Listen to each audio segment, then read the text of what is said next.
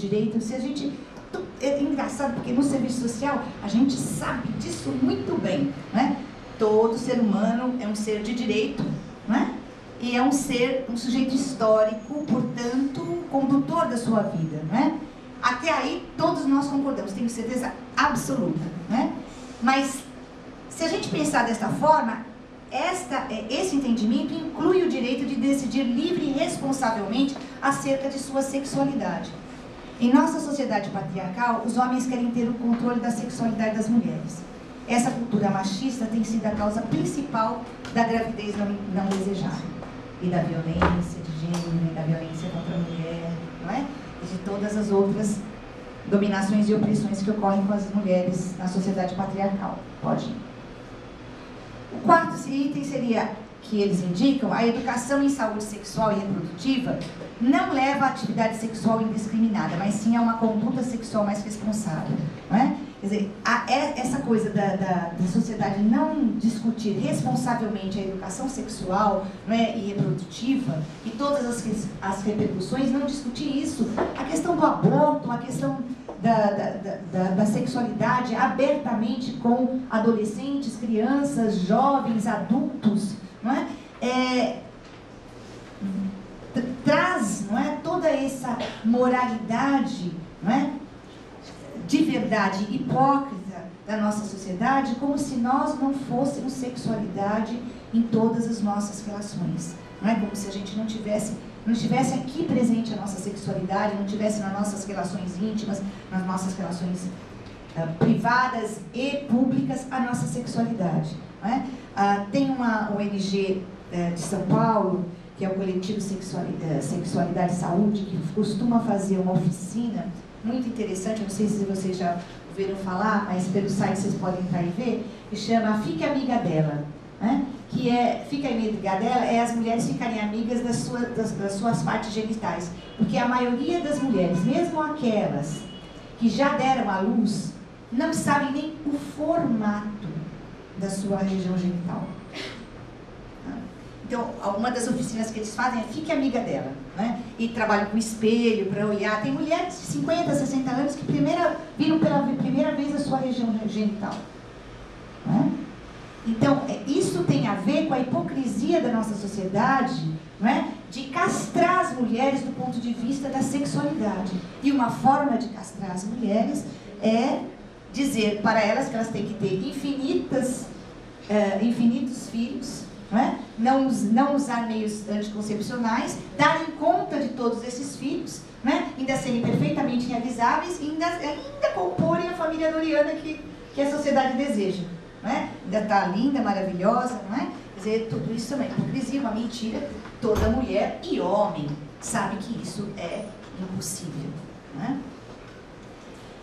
Serviços de boa qualidade na área da saúde eliminam as dificuldades de acesso aos métodos contraceptivos, né? Vocês com certeza têm milhões de exemplos para dizer como é que as mulheres usam os métodos contraceptivos, né? Elas chegam para a gente e dizem, eu estou grávida, não sei porquê. Ainda hoje, numa cidade como São Paulo, Rio de Janeiro, né? O médico me passou o contraceptivo, né? E eu tomei todos de uma vez, não é? Quer dizer, os médicos atendem em 5 minutos, acreditam que fizeram a informação correta, não é? Não é feito um trabalho sobre a sexualidade, sobre a repercussão disso. Então, é óbvio que só os serviços de boa qualidade na área da saúde eliminariam as dificuldades de acesso aos métodos contraceptivos, não é? E trabalhariam não só com as mulheres, trabalhariam com os homens também, não é? A qualidade significa trabalhar com a sociedade. Vocês podem ver que toda propaganda, agora está mudando um pouquinho, mas toda propaganda de contraceptivo, o contraceptivo é masculino e fala-se para as mulheres, como se fossem elas que fossem usar. A responsabilidade é delas. Tá bom, uma sociedade, eu quero ver lá, vai lá no quarto, na sua intimidade, né? Numa sociedade machista e patriarcal, e vai lá negociar o uso da camisinha com o seu companheiro. Vai lá você. Quem inventou a propaganda, vai lá no lugar, né, da pessoa concreta, para ver se isso é fácil. Não é? Então, tudo isso é uma hipocrisia. Não se desenvolvem camisinhas para mulheres, não é? De fácil acesso, de fácil colocação. A dos homens é de muito fácil acesso, muito fácil colocação, mas das mulheres é de difícil colocação, de difícil ser encontrada nas unidades de saúde, não é? Difícil de serem colocadas, enfim, não é? Nada favorece o acesso das mulheres aos métodos contraceptivos, não é? É reconhecido socialmente que inúmeras mulheres recorrem ao aborto por falta de estrutura e apoio familiar e social, ausência de políticas públicas que atendam às demandas das mulheres, né? Então, que a causa do aborto não é porque as mulheres não querem filhos, é porque elas não os desejam, mas é porque elas podem também não desejar, e isso também é alguma coisa que qualquer ser livre pode desejar ou não desejar ter filhos, né? Agora, não é esta a principal questão que leva as mulheres ao abortamento, né? A principal questão é a total falta de estrutura, né, e de políticas públicas que atendam às suas necessidades. Até porque a gente vai ver o perfil das mulheres que abortam, quer dizer, daquelas que vão depois aos hospitais públicos, que entram na estatística, né? Porque toda essa estatística, ela é absolutamente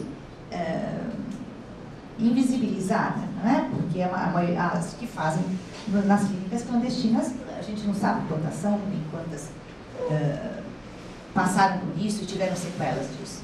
Pode. A 7. Penalizar a mulher que aborta não reduz o número de abortos. Isso tem sido uma grande ênfase nas discussões, né? O fato de você penalizar não tem reduzido o número de abortos. Os abortos legais, muito pelo contrário. Os países em que adotaram a legalização do aborto, inicialmente eles aumentam o índice de aborto porque é uma demanda reprimida. Depois esse índice diminui. Porque acoplado, ninguém quer decidir pelo aborto, nem como método contraceptivo, nem como uma opção na sociedade, não é? Seria como a possibilidade de você ter acesso a todos os meios de políticas de reprodução, não é? Inclusive o aborto, como uma das possibilidades. Então, os países em que adotaram, Estados Unidos, não é os Estados Unidos como um todo, mas estados dos Estados Unidos, não é? No Canadá, na Europa, em que adotaram a legalização do aborto, demonstram sempre um ápice de aumento dos abortos, inicialmente no primeiro e segundo ano, e depois de um declínio dos abortos, porque acoplado ao aborto está a introdução de uma política de enfrentamento aos direitos reprodutivos da mulher. A maior parte das mulheres tem gravidezes não desejadas e abortos provocados como resultado da incapacidade da sociedade de proteger os seus direitos. O aborto é uma decisão tomada como última alternativa. Tá? Esses dois pesquisadores entrevistaram muitas mulheres que fizeram aborto para chegarem a esta conclusão.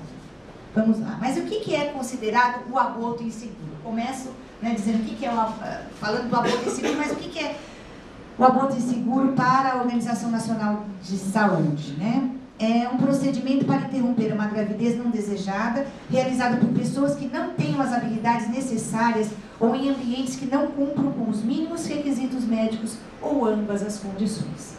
Né? Isso que a Organização Mundial da Saúde entende por aborto inseguro. E o aborto inseguro é um grave problema de saúde pública, como nós já comentamos aqui, mas estou reiterando, pela sua magnitude e pelas suas consequências, né? Tanto numericamente, como ele é de uma abrangência impressionante, como pelas consequências que ele traz para as mulheres e para a sociedade, né? Então,